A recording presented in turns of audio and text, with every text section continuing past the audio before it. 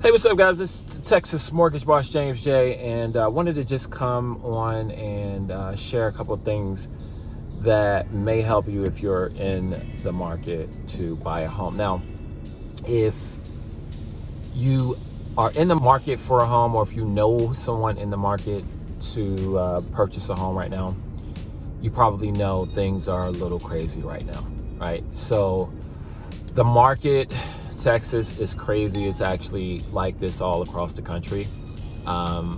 Limited inventory.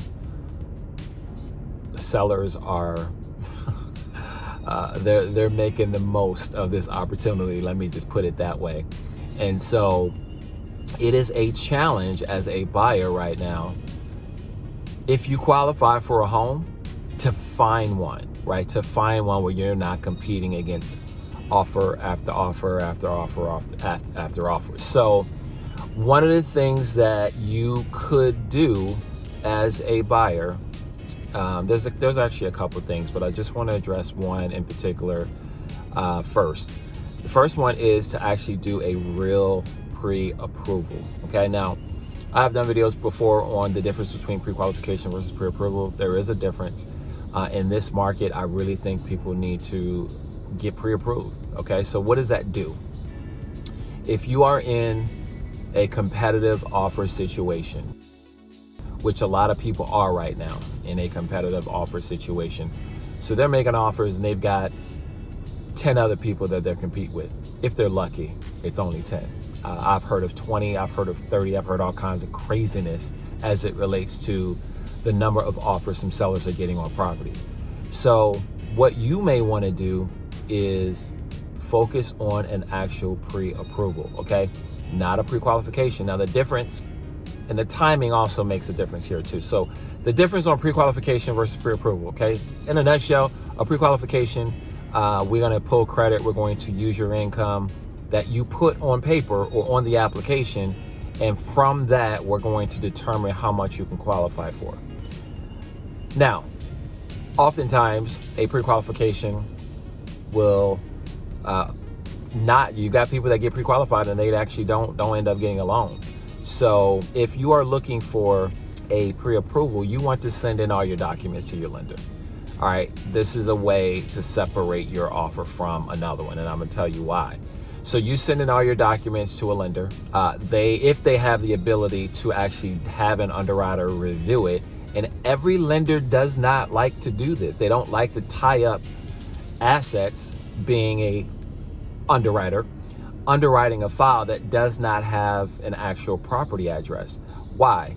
Well, just say the underwriter pre-underwrites the file, gives a pre-approval, and then the buyer never finds the house, right? Well, now you spent money on a technically spent money or resources, being the underwriter, to underwrite a file, and it never comes to fruition. The buyer changes their mind, or they just never find a house and change their mind about when they're going to purchase.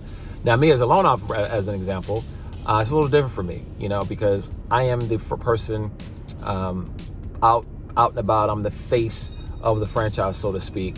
And so for me, I want to get people pre-approved versus getting a pre-qualification, because this is a way to separate yourself. Now, I have the ability to actually do a pre-approval and have an underwriter underwrite the loan without an actual address. Again, every lender cannot do this.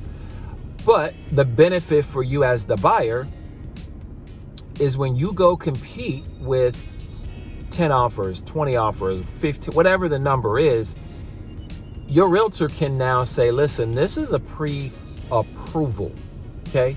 What does that mean to the seller? Faster closing. They get their money faster. They can move faster if they want to, but it's still a much stronger position for you to be in as a client, as a buyer, to have a pre-approval.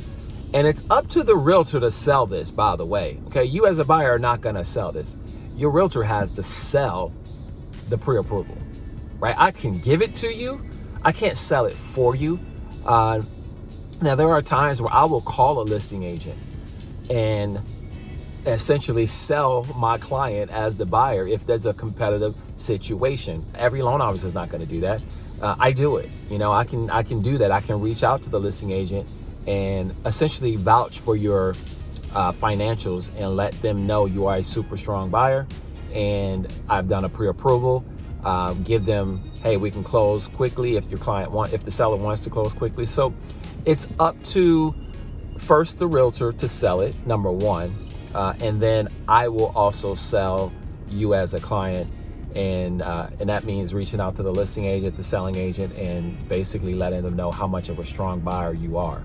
So that's one thing that I think is super important, and a super important way for you to separate yourself when you're in a multiple offer situation, as a lot of people are finding themselves in right now. The other thing to keep in mind is the market shifting. Okay, so from January to now April, market shifted. What does that mean? What am I referring to? I'm talking about interest rates. Okay, if you have been paying attention, interest rates have started to creep up.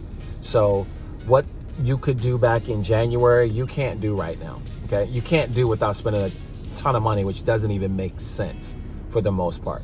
So what I want you as a buyer to focus on, because there are a lot of people that are interested in interest rates. Listen, I understand you want the lowest interest rate, but you got to find a home first. Okay, you cannot lock your interest rate before you find a home. So focus on getting the home first, and then the interest rate is basically shoots to the top of the list. But right now, if you are shopping for a home, don't worry about the interest rate right now, guys. I mean, the interest rate is going to be what it is whenever you find a home. It could go up, it could go down. We don't necessarily know, but the focus should not be on the interest rate if you don't have a home under contract. Do not let that be your focus, because you don't know if it's going to take you a week to find a home, a month, or 3 months. Okay, a lot can happen with interest rates during that time frame. So don't let the interest rate freak you out, essentially, because first of all, having a 3.5, anything in the threes as far as an interest rate goes, number one, it's still a really good interest rate, right? Stop the madness of, oh my goodness, if I'm not under 3%, it's too high. Guys, listen, not even 2 years ago, interest rates were probably around 4 or higher. So things change, but I want to encourage people to focus on finding a home. Don't worry about the interest rate right now, because whatever the interest rate is, it's better than you renting. I don't care what the interest rate is. It's better than you renting. So I just wanted to share that. If you have questions, hit me up. I've got a lot of other content at TexasMortgageBrothers.com, but I wanted to share this because this has been a really big topic. Interest rates, number one, and then competitive offer situations all over the place. That pre-approval is a really good way to separate yourself from the competition, and then it's up to the realtor, for the most part, the realtor to sell this when they're submitting this offer, to make sure that you either get the offer or you're at the top 1 or 2.